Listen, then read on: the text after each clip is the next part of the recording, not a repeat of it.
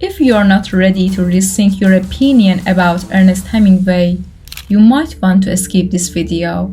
We delve into the intriguing hidden aspects of the Hemingway's life, the celebrated American writer whose legacy endures from a century ago to today. Discover shocking childhood traumas and a remarkable youth filled with championship victories. Stick with us until the very end, as we'll reveal how a devastating concussion may have transformed him into either a brilliant genius or a troubled psychopath. Don't miss out on this fascinating exploration. Ernest Hemingway was born on July 21, 1899, in Oak Park, Illinois, a suburb known for its conservative values and well-to-do families. His upbringing in a middle-class family with a physician and doctor father and a mother who was a musician, was a housewife and strictly religious. Ernest Hemingway's mother forced him to do something that impacted his identity as a child, which I will discuss later. Ernest was the second son among 6 children in the family. The material he wrote about his life says, "My parents had no moral agreement in general, and in this sense, our family, especially me, was in trouble and distress. His mother was interested in her son being a member of the church and singing religious services, but his father was interested in fishing. He gave him a fishing rod and net, practice fishing. Ernest Hemingway was 10 years old when he got acquainted with the gun and the principles of hunting. Despite his family's expectations, especially his strict mother, young Hemingway found solace in the outdoors, hunting, fishing, and exploring the natural beauty surrounding him. The parts of his boyhood that matters most to him were summers spent with his family on Walloon Lake near Petoskey, Michigan. When he started school, he felt that he was more interested in literature than other subjects. I felt that there is something in me that he tells well in the form of literature and poems that he reads. But I didn't have this tension compared to my other lessons. During these formative years, Ernest Hemingway embarked on his writing journey. The school newspaper became the first canvas for his thoughts and ideas. Although he continued to write prolifically, he kept most of his work hidden away, sharing only with 1 or 2 trusted friends. He was influenced by the works of authors like Mark Twain and Sherwood Anderson, who sparked his interest in capturing the essence of human experience. It's interesting that I can inform you that, in his childhood, Hemingway wore a ponybill costume until he outgrew it. The combination of his family dynamics, educational pursuits, and love for nature fostered a keen observance of life that would resonate throughout his writing. You might find it interesting that his adolescence was not limited to nature and writing, but also included a traditional pastime that I will discuss now. As he navigated the complexities of adolescence, Hemingway developed a distinct narrative style characterized by simplicity and clarity, traits that would later define his work. However, it was the looming shadow of global conflict that would soon introduce a stark contrast to his idyllic childhood. One of his hobbies was going to the circus. Hemingway enjoyed the circus, especially the herd of 13 elephants. He finished high school at Oak Park High School until his transformation period began in 1917.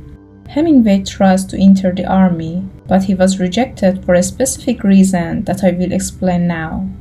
Hemingway was repeatedly rejected for military service due to the defected eye, but he managed to enlist in World War I in 1918, finally succeeding in reaching the front with a passionate spirit. He volunteered as an ambulance driver for the Red Cross during the war, a decision that would become a pivotal chapter in his life, which I will discuss now.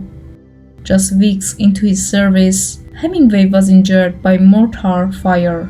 Stationed on the Italian front, he He witnessed the horrors of war firsthand, from the chaos of battlefields to the suffering of wounded soldiers.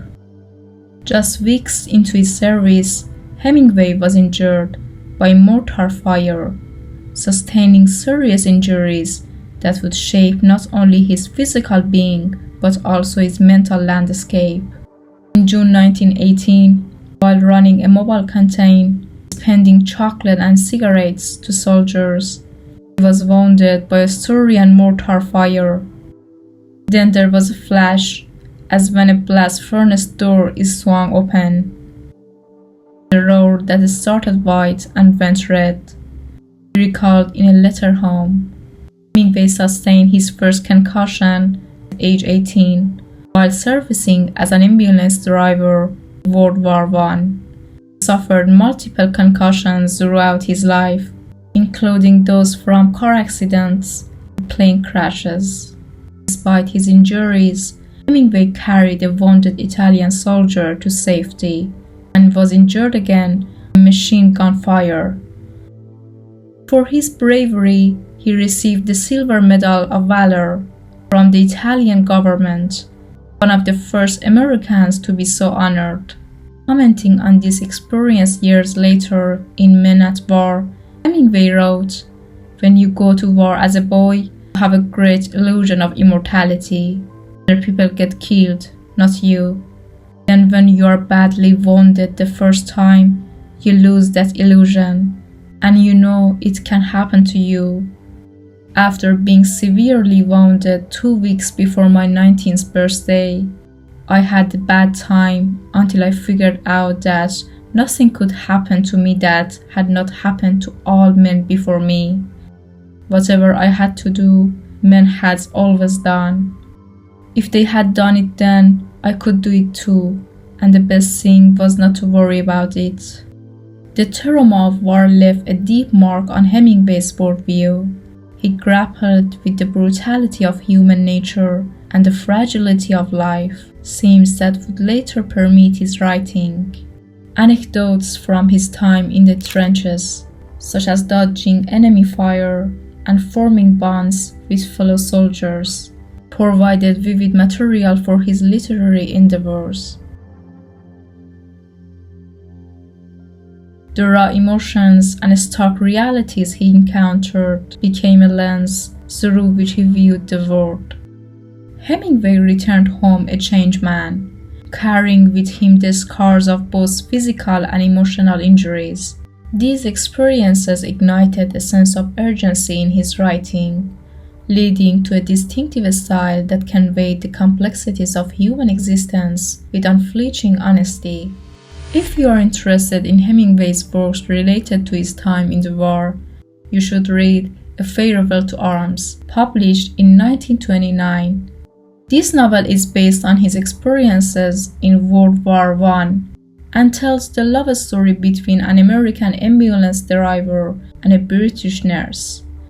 I will provide a PDF of this book in the Telegram channel linked in the description. Recuperating for 6 months in a Milan hospital, Hemingway fell in love with Agnes von Krosky, an American Red Cross nurse. Although she declined to marry him, he succeeded in winning her affection. These experiences were ones he would never forget. If you know his character in his married life, you might find yourself thinking that he should see a therapist. He seems crazy. The next video will be about this.